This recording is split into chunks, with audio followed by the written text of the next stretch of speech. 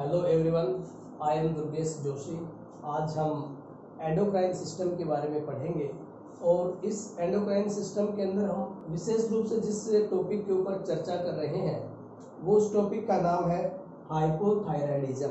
Hyperthyroidism hyperthyroidism related to the thyroid gland. यहाँ नाम से ही पता चल रहा है थायराइड, ये थायराइड ग्लैंड से रिलेटेड है। हाइपर का मतलब ज्यादा। अब इसके अंदर हम बात करें सबसे पहले हाइपरथायराइडिज्म में कि क्या चीज होती है हाइपरथायराइडिज्म और किस चीज से ये बनती है और हमारी बॉडी पर इसका क्या इफेक्ट रहेगा, इस विषय में हम चर्चा करेंगे हाइपरथायराइडिज्म के अंदर। और सबसे पहले हम बात करें इसके डेफिनेशन की, तो हाइपरथायराइडिज्म के अंदर जो हमारी बॉडी के अंदर जो थायराइड ग्लैंड है उसके लिए responsible hormone T3 and T4, ये दोनों हार्मोन क्या होंगे, बढ़ जाएंगे। कहने का मतलब सीधा सा यही है, increase the level of T3 and T4 hormone.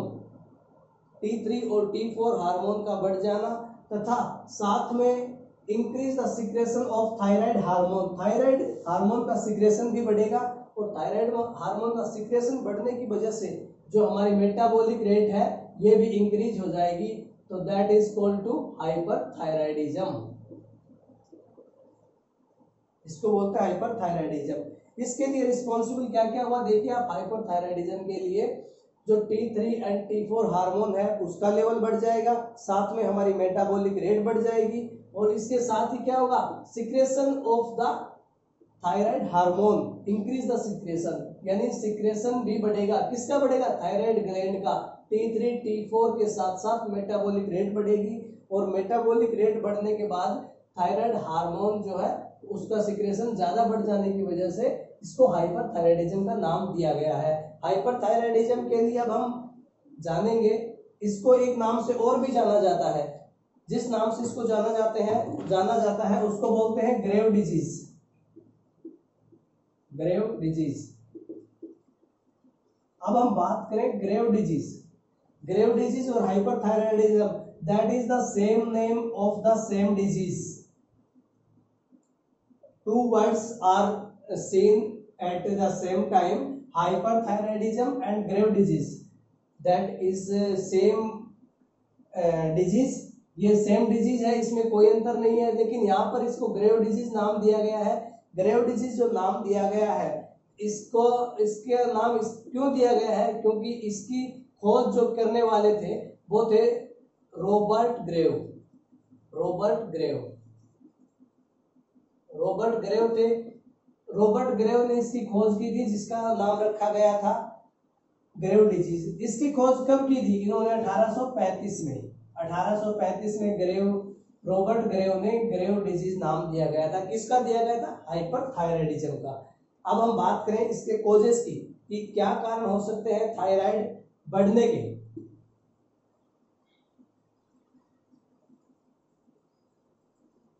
इतना आपको समझ में आ गया होगा कि हाइपरथायराइडिज्म क्यों होता है, क्योंकि थायराइड ग्लैंड के अंदर थायराइड हार्मोन का सिक्रेशन बढ़ जाता है, जिसके लिए T3 T4 का हार्मोन लेवल बढ़ जाता है और मेटाबॉलिक रेट बढ़ जाएगी, जिसको बोलेंगे हम हाइपरथायराइडिज्म। अब हम बात करें इसके कॉजेस की कि क्या क्या कारण होंगे कि हाइपरथायराइडिज्म होगी। हाइपरथायराइडिज्म होने के जो मेन कारण रहेंगे उनमें इन्फेक्शन। अगर बॉडी के अंदर किसी भी तरह का इन्फेक्शन है, बॉडी के अंदर अगर किसी भी प्रकार का इन्फेक्शन है तो हाइपरथायराइडिज्म के चांस रहते हैं। इसके अलावा इमोशनल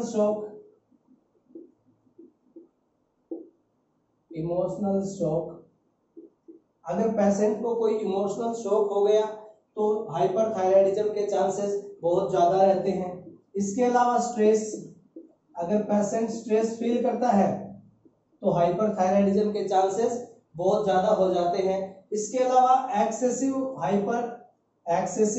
थायराइड हार्मोन,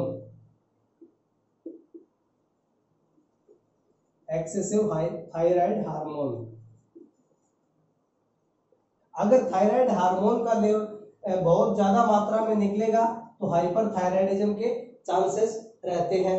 इसके अलावा ये जेनेटिक भी हो सकता है। अब हम बात करें जेनेटिक, जेनेटिक किस प्रकार से होगा?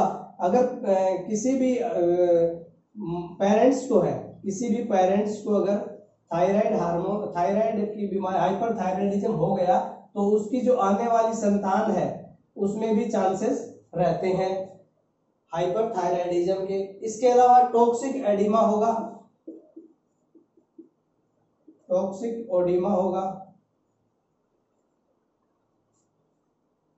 इसके अलावा अगर हम बात कर रहे हैं तो ग्रेव डिजीज, ग्रेव डिजीज से जो कि यहाँ पे नाम दिया गया था ग्रेव डिजीज, एक बार वापस रिपीट करा देता हूं मैं आपको। ग्रेव डिजीज, ग्रेव डिजीज 1835 में रॉबर्ट ग्रेव ने ये नाम दिया था और काफी बार क्वेश्चन में आया भी है, ये एग्जाम में काफी बार आया है, ये क्वेश्चन बनता है यहाँ पर कि ग्रेव डिजीज के जो फादर हैं किसे कहा जाता है, ग्रेव डिजीज के फादर, तो उनका नाम है रॉबर्ट ग्रेव, रॉबर्ट ग्रेव। और इन्होंने कब किया था? 1835 में, 1835 में रॉबर्ट ग्रेव ने ग्रेव डिजीज नाम की घोषणा की थी, जिसको हाइपरथायराइडिज्म भी कहते हैं। इसके अलावा हम कोजेस में कंप्लीट कर लिए हैं, अब हम इसके आगे चलते हैं। तो क्लिनिकल फीचर क्या होंगे, यानी साइन एंड सिम्टम हमें क्या क्या लगेंगे थायराइड के। थायराइड अगर हो गया किसी भी पेशेंट को, किसी भी मरीज को अगर थायराइड है तो उसके लिए हमें क्या क्या चीज हमें पहचाननी है, हमें क्या क्या लक्षण लगेंगे कि थायराइड हार्मोन हुआ है। तो सबसे पहले नर्वसनेस, नर्वसनेस, पेशेंट जो है अपने आप को नर्वसनेस फील करेगा। इसके अलावा उसके अंदर पाल्पिटेशन महसूस होगा,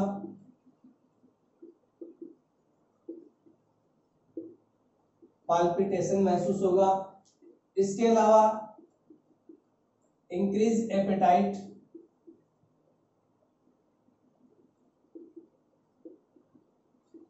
पेशेंट की भूख यहां पर बढ़ जाएगी, बट वेट जो है, वेट क्या होगा? लूज होगा, डिक्रीज होगा, वेट डिक्रीज हो जाएगा, डिक्रीज द वेट, वेट यहां पर पेशेंट का डिक्रीज हो जाएगा। अब नॉर्मल वीकनेस होगी उसको, अब नॉर्मल वीकनेस फील करेगा। इसके अलावा उसके हेयर लॉस होंगे, एनलार्जमेंट ऑफ नेक,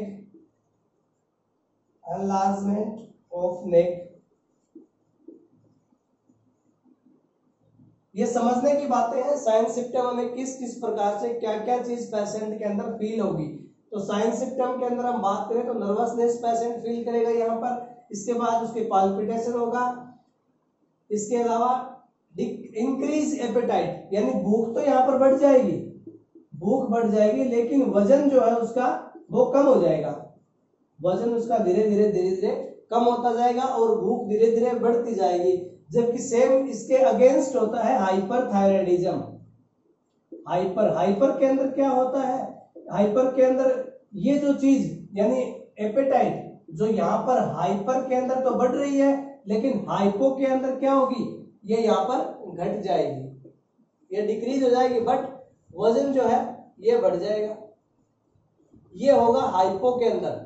जबकि हाइपर के अंदर क्या हो रहा था कि भूख तो यहाँ पर बढ़ गई थी, वजन घट गया था, लेकिन हाइपो के अंदर यानी जब थायराइड लेवल का हार्मोन लेवल कम हो जाता है उस समय तो भूख तो यहाँ पर कम हो जाती है और वजन बढ़ जाता है।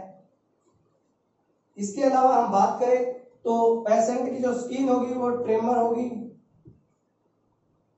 स्किन रस्ट होगी,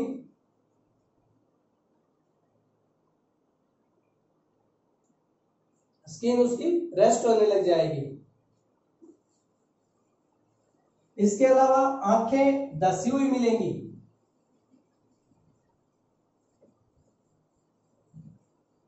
पेशेंट की आंखें धसी हुई मिलेंगी, जिसको बोलते हैं बल्बिंग आई,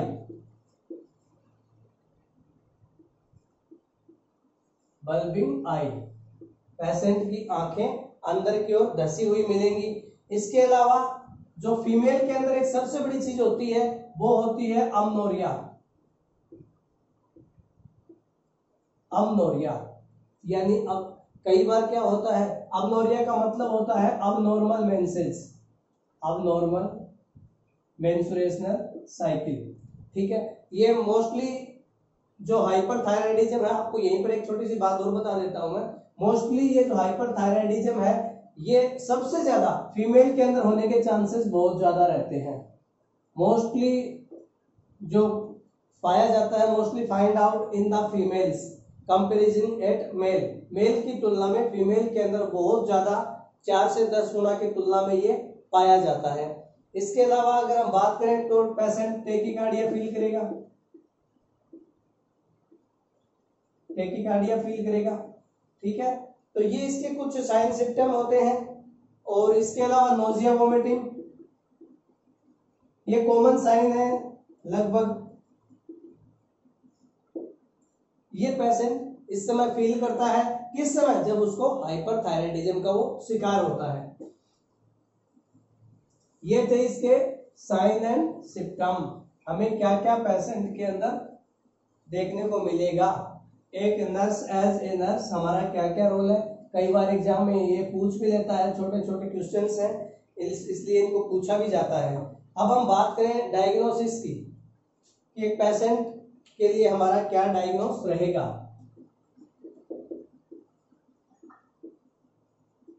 हमें क्या चीज डायग्नोस करनी है हाइपरथायराइडिज्म के अंदर, हमें क्या चीज डायग्नोस करनी है एज ए नर्स। एक नर्स के लिए इसका क्या रोल है, तो enlargement of thyroid gland, enlargement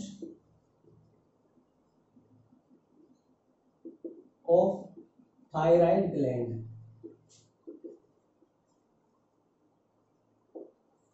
जो हमें इसके अंदर मिलेगा वो मिलेगा एनलार्जमेंट ऑफ थायराइड ग्लैंड। जो थायराइड ग्लैंड होती है वो एनलार्जमेंट होने लग जाती है। इसके अलावा excessive thyroid hormone, excessive thyroid hormone,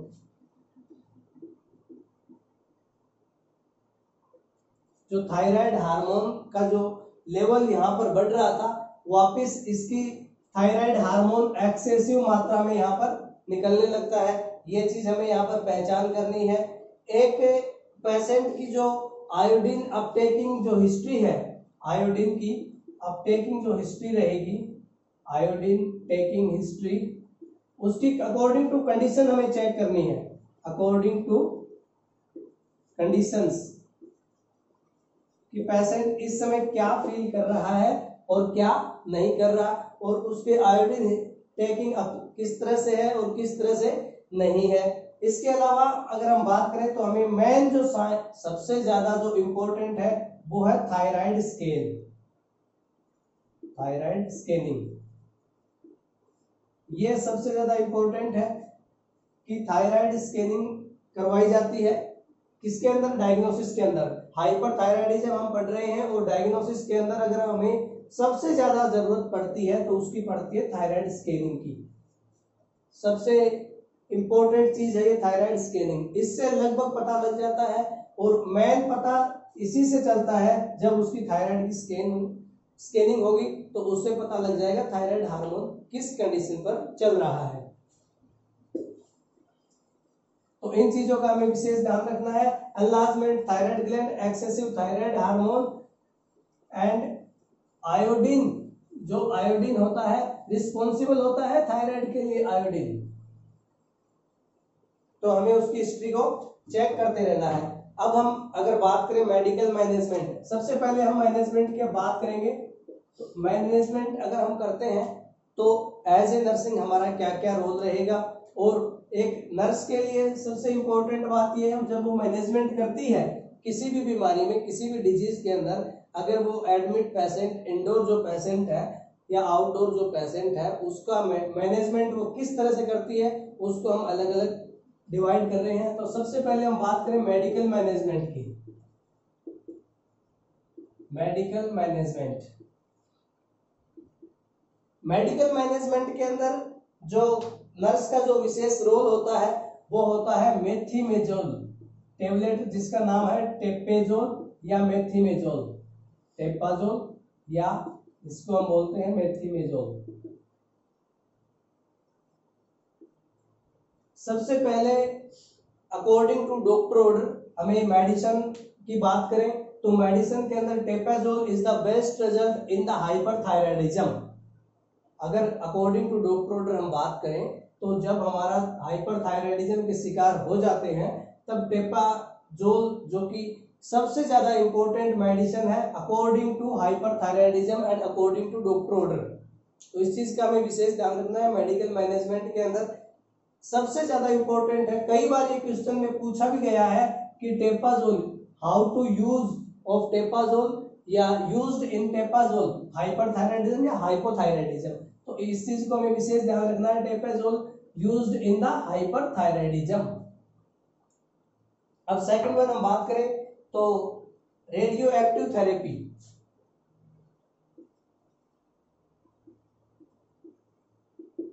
radio active therapy, इसके अंदर हम क्या करेंगे, इसके अंदर हम सबसे ज्यादा जो पेशेंट की आयोडीन हिस्ट्री है उसको मेंटेन करते हुए उसके बारे में जानेंगे और उसको सबसे ज्यादा जो उसको ऐसी कैलोरी वाली चीज देंगे जिसके अंदर आयोडीन की मात्रा कम हो। आयोडीन की मात्रा अगर कम होगी तो हाइपरथायराइडिज्म के चांसेस कम होते जाएंगे। अगर हाइपरथायराइडिज्म को हमें कम करना है तो रेडियो एक्टिव थेरेपी के अंदर हमें आयोडीन की मात्रा कम से कम देनी है। Synthesis supply of the iodine, क्योंकि आयोडीन की मात्रा बहुत ज्यादा शरीर के अंदर बढ़ चुकी होती है तो उसको हमें मेंटेन करने के लिए हमें आयोडीन देना पड़ता है और इस आयोडीन को इस हिसाब से हाई कैलोरी के साथ हम प्रोवाइड करेंगे, हाई कैलोरी के साथ प्रोवाइड करेंगे ताकि क्या हो, जो आयोडीन जो बढ़ा हुआ है उसकी मात्रा कम हो जाए। अगर उसकी मात्रा कम होगी तो हाई कैलोरी की बदौलत हाइपरथायराइडिज्म मेंटेन रहेगा। इसके अलावा अगर हम बात करें तो एडजेक्टिव थेरेपी, थर्ड वन है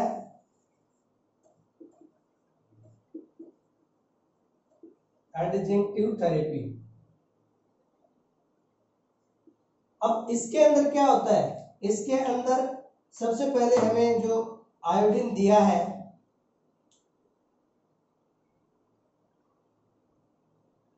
जो आयोडीन हमने दिया है उस आयोडीन को मेंटेन करने के लिए हमें सबसे ज्यादा अगर हम बात करें तो यहां पर हम पेशेंट को मिक्स फ्रूट्स खिलाएंगे,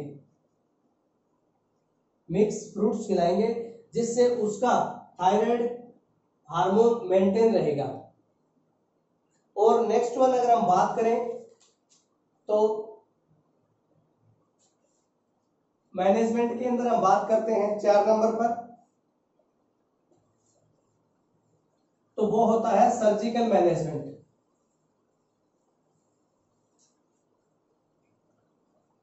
चार नंबर पर जो होता है वो होता है सर्जिकल। अब सर्जिकल मैनेजमेंट के अंदर हम क्या करते हैं, रिमूवल ऑफ द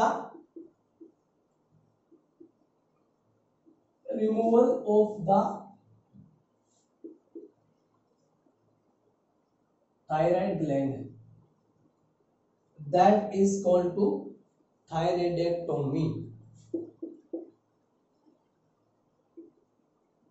थायराइडेक्टोमी, देखिए यहां टोमी से रिलेटेड है रिमूवल।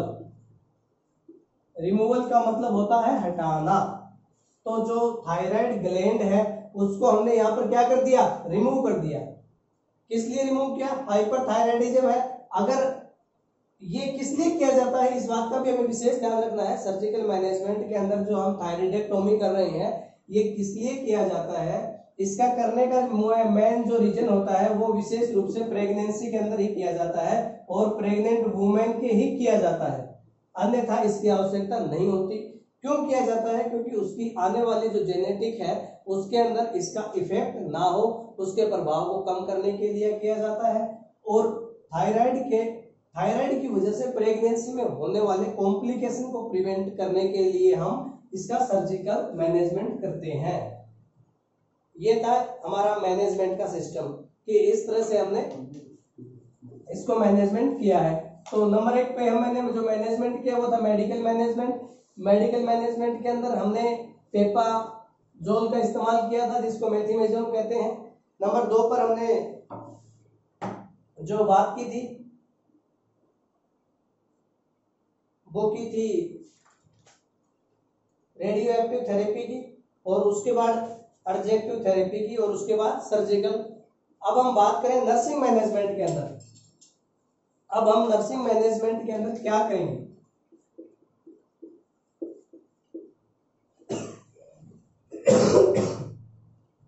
नर्सिंग मैनेजमेंट के अंदर एज ए नर्स हमारा क्या रोल रहेगा, तो उस रोल की अगर हम चर्चा करें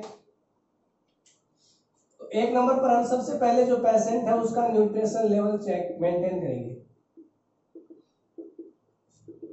न्यूट्रिशन लेवल मेंटेन करेंगे। न्यूट्रिशन लेवल मेंटेन करने के बाद हम उसका बॉडी टेम्परेचर मेंटेन करेंगे। बॉडी टेम्परेचर न्यूट्रिशन लेवल इसलिए किया जाता है क्योंकि उसके अंदर किसी तरह के न्यूट्रिशन की वजह से कोई दिक्कत पैदा ना हो, क्योंकि हाइपरथायराइडिज्म के अंदर आयोडीन की मात्रा भी बढ़ जाती है। उसको मेंटेन करने के लिए T3 एंड T4 हार्मोन जो जिसकी वजह से मेटाबॉलिक लेवल बढ़ गया और थायराइड हार्मोन का लेवल बढ़ गया, और synthesis supply of the thyroid hormone, जिसकी वजह से हम उसको मैनेजमेंट करेंगे। तो नर्सिंग मैनेजमेंट में हम बात कर रहे हैं तो उसके लिए हम सबसे पहले उसका न्यूट्रिशन लेवल मेंटेन करेंगे। 2 नंबर पर हम उसका बॉडी टेम्परेचर है वो मेंटेन करेंगे। इसके अलावा अगर हम बात करें तो उसका maintain of the body level, maintain the body level. Patient के यहाँ पर बॉडी लेवल को एकदम मेंटेन करेंगे। 4 नंबर पर अगर हम बात करें तो जो डिजीज हुई है पेशेंट को हाइपरथायराइडिज्म, इसके बारे में हम उसको एजुकेशन प्रोवाइड करेंगे या टीच द डिजीज। हम उसको इस डिजीज के बारे में बताएंगे, इससे होने वाले कॉम्प्लिकेशंस के बारे में समझाएंगे।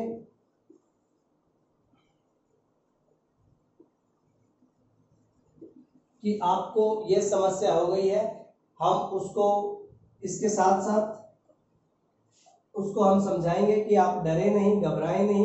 उसके बॉडी न्यूट्रिशन लेवल को मेंटेन करेंगे, बॉडी टेम्परेचर को मेंटेन करेंगे, उसका जो बॉडी लेवल है उसको मेंटेन करेंगे, उसको एजुकेशन देंगे, इस बीमारी के बारे में समझाएंगे, और इसके कॉम्प्लिकेशन जो इससे होने वाली समस्याएं हैं उनके बारे में हम पेशेंट को अच्छी तरह से समझाएंगे।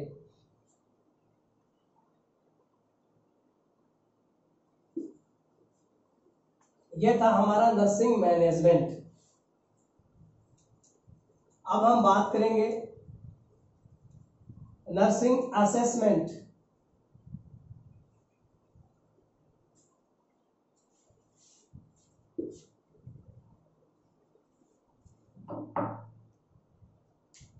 नर्सिंग असेसमेंट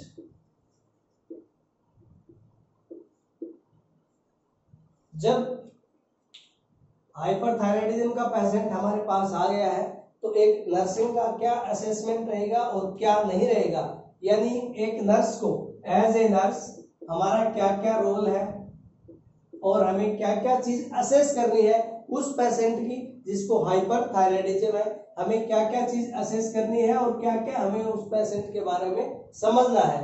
तो उनमें हम अगर चर्चा करें तो उसका सबसे पहले हम वाइटल साइन मॉनिटर करेंगे।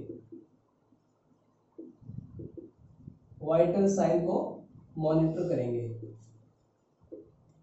नॉर्मल चीजें हैं, कोई ज्यादा लंबी चौड़ी इसमें है नहीं।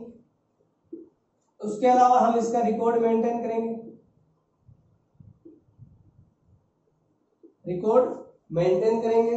देखिए, नर्सिंग असेसमेंट हम कर रहे हैं, नर्सिंग मैनेजमेंट अभी हमने पढ़ा था, उससे जस्ट बाद नर्सिंग असेसमेंट। और एज ए नर्स हाइपरथायराइडिज्म के अंदर एक नर्स का क्या रोल है उसको असेस करने में, तो जो रोल है उसके बारे में हम चर्चा कर रहे हैं। वाइटल साइन, उसका वाइटल साइन असेस करने के बाद हम उसका रिकॉर्ड असेस करेंगे।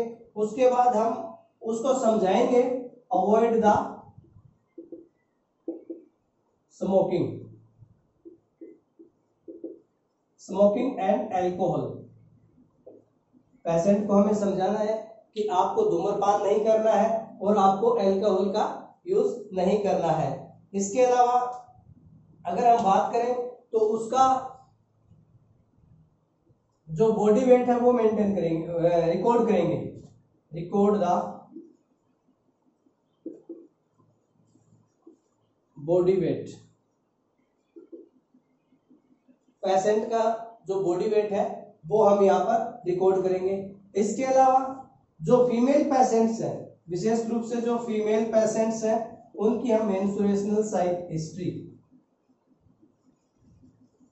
साइकिल हिस्ट्री के बारे में जानेंगे। उसको हम चेक करेंगे, उसको हम बार बार इस बारे में उसका रिकॉर्ड जो है इसको मेंटेन करेंगे, उसकी मेंस्ट्रुएशनल हिस्ट्री क्या चल रही है क्या नहीं है, इसको भी हम मेंटेन करेंगे। अब अगर हम बात करें, ये आपने पढ़ा नर्सिंग असेसमेंट। नर्सिंग असेसमेंट के अंदर एज ए नर्स हाइपरथायराइडिज्म के अंदर एक नर्स का क्या रोल है, तो इसके अंदर हमने चर्चा की उसका वाइटल साइन मॉनिटर करेंगे। वाइटल साइन मॉनिटर करने के बाद उसका जो रिकॉर्ड है वो हम मेंटेन करेंगे। इसके अलावा उसके समझाएंगे कि आपको स्मोकिंग और अल्कोहल का यूज नहीं करना है। इसके अलावा हम बात करें तो उसका बॉडी टेम्परेचर और बॉडी वेट हम रिकॉर्ड कर रहे हैं यहाँ पर। इसके अलावा फीमेल को मेंस्ट्रुएशनल साइकिल की हिस्ट्री के बारे में हम सब चेक करेंगे।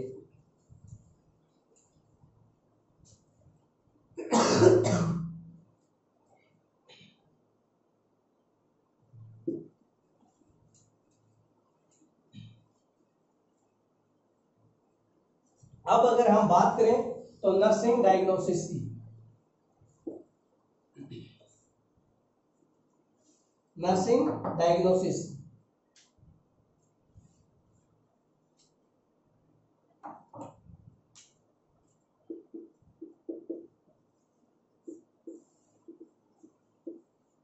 नर्सिंग डायग्नोसिस के अंदर एक नर्स का क्या रोल रहेगा उसके बारे में हम बात करें तो इसके अंदर हम सबसे पहले नर्स डायग्नोसिस कैसे मतलब समझिए आपकी नर्स का क्या रोल है उसको डायग्नोस करने में। जब हम उसका मैनेजमेंट करने के बाद हम उसको डायग्नोस कर रहे हैं तो उस डायग्नोसिस में हमें क्या क्या चीज चेक करनी है, तो उसकी एक्टिविटी देखेंगे हम। कैसी एक्टिविटी? एक्टिविटी ऑफ फटीग, यानी किस तरह की व्याकुलता वो महसूस कर रहा है, किस तरह की वो रेस्टलेसनेस महसूस कर रहा है, किस तरह की वो वीकनेस महसूस कर रहा है, किस तरह की वो वीकनेस महसूस कर रहा है, उसकी हिस्ट्री क्या है क्या नहीं। इसके अलावा हम बात करें तो उसका जो अल्टर्ड न्यूट्रिशनल लेवल है उसको हम डायग्नोस करेंगे कि उसने क्या लिया क्या नहीं लिया। इसके अलावा अगर हम बात करें तो उसकी फिजिकल एक्टिविटी चेक करेंगे। फिजिकल एक्टिविटी यानी उसका क्या मूवमेंट चल रहा है फिजिकली रूप से। इसके अलावा अगर हम बात करें तो उसके स्लीपिंग में उसके सोने का जो पैटर्न है वो कैसा है, यह चीज हमें मेंटेन करनी है। इसके अलावा उसको जो बोवेल फंक्शन है, बोवेल फंक्शन है उनके बारे में हम उसका डायग्नोस करेंगे। तो ये थी हमारी मेन चीजें। इसके अलावा अगर हम बात करें तो उसके बॉडी टेम्परेचर,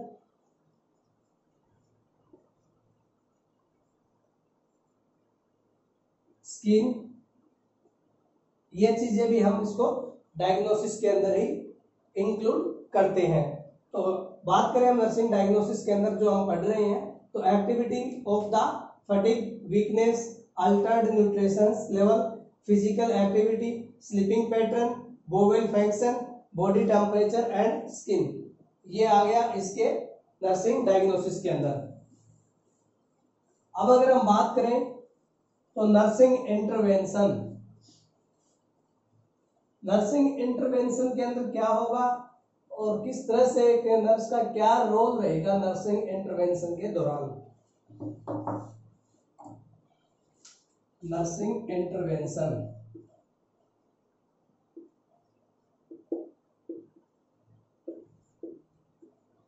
नर्सिंग इंटरवेंशन के अंदर अगर हम बात करें तो maintain the activity level, maintain the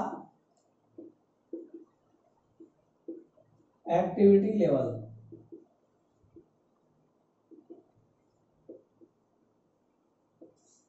maintain the activity level के अंदर हम विशेष रूप से उसको इस चीज के लिए मॉडिफाई करेंगे, इस चीज के लिए उसको हम प्रमोट करेंगे कि आप कंप्लीट बेड रेस्ट कीजिए, उसके हम बेड रेस्ट के बारे में हम उसको समझाएंगे, उसके बेड रेस्ट मेंटेन करेंगे। इसके अलावा हम बात करें तो उसके न्यूट्रिशनल लेवल को मेंटेन करेंगे, न्यूट्रिशन लेवल को मेंटेन करेंगे, उसको आराम से इस बारे में समझाएंगे कि न्यूट्रिशन लेवल उसका मेंटेन रहना चाहिए। जैसे न्यूट्रिशन लेवल मेंटेन करने के लिए हमें क्या चीज करनी होगी, तो सबसे पहले हम जानेंगे कि उसकी हैबिट क्या है, पेशेंट की हैबिट क्या है। इसके अलावा वो क्या चीज खाना पसंद करता है, like the foods and fruits. इसके अंदर हम चेक करेंगे, जानेंगे कि पेशेंट जो है न्यूट्रिशन लेवल में उसकी हैबिट क्या है और क्या चीज वो ज्यादा खाना पसंद करता है और क्या चीज ज्यादा खाना नहीं पसंद करता है, इसके बारे में। इसके अलावा मेंटेन द बॉडी टेम्परेचर,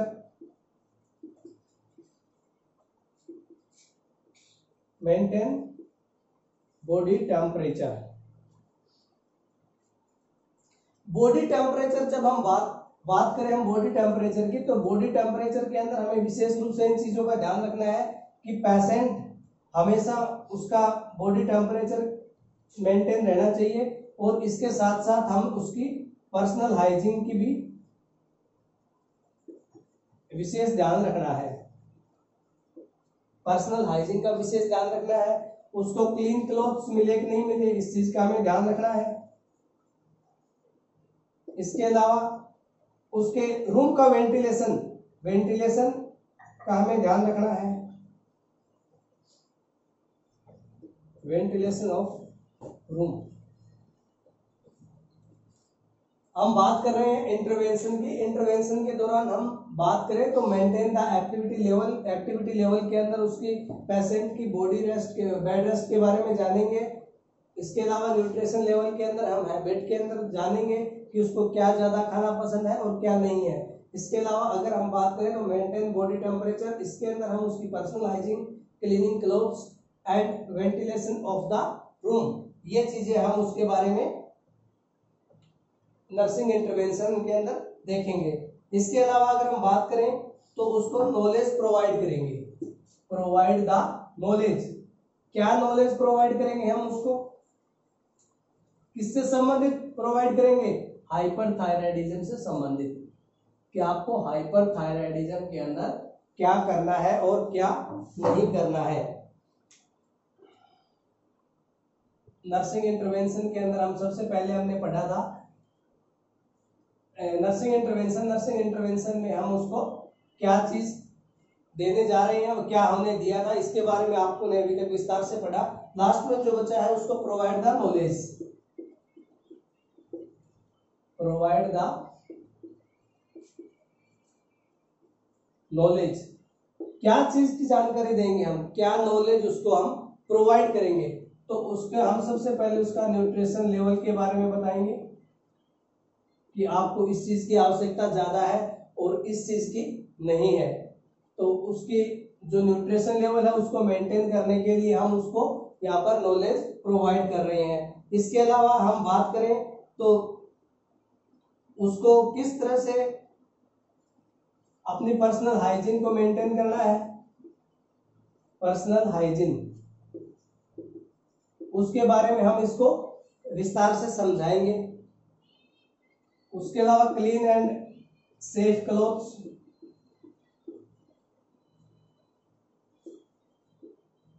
इसके बारे में हम उसको समझाएंगे। तो ये था हमारा आज का हाइपरथायराइडिज्म का टॉपिक, और इसके अंदर लास्ट में हम उसको नेक्स्ट विजिट के लिए बोलेंगे कि आपको कब आना है, जिसको बोलते हैं फॉलो अप, जिसके लिए हम नर्सिंग इंटरवेंशन के अंदर उसको लास्ट वन जो चीज दे रहे हैं वो है नर्सिंग के अंदर प्रोवाइड द नॉलेज। पेशेंट को यहाँ पर नॉलेज प्रोवाइड किया जाता है, किस लिए किया जाता है और किसके रिगार्डिंग किया जाता है, हाइपरथायराइडिज्म के रिगार्डिंग उसका न्यूट्रिशन लेवल किस प्रकार से मेंटेन रहेगा, उसके पर्सनल हाइजीन के बारे में, क्लीन एंड सेफ क्लॉथ, और नेक्स्ट टाइम आपको कब आना है नेक्स्ट विजिट के बारे में हम समझाएंगे। ये था हमारा आज का टॉपिक जिसका नाम था हाइपरथायराइडिज्म, और नेक्स्ट टॉपिक पर हम जल्दी चर्चा करेंगे। हमारे चैनल को सब्सक्राइब कीजिए, लाइक कीजिए। आप सभी ने जो हमें कैसा लगा हमारा टॉपिक इसके बारे में भी हमें जरूर बताइएगा, और आपका प्यार इसी प्रकार से मिलता रहे, इसी आशा और शुभकामनाओं के साथ आप सबका बहुत बहुत धन्यवाद। जय हिंद, जय भारत।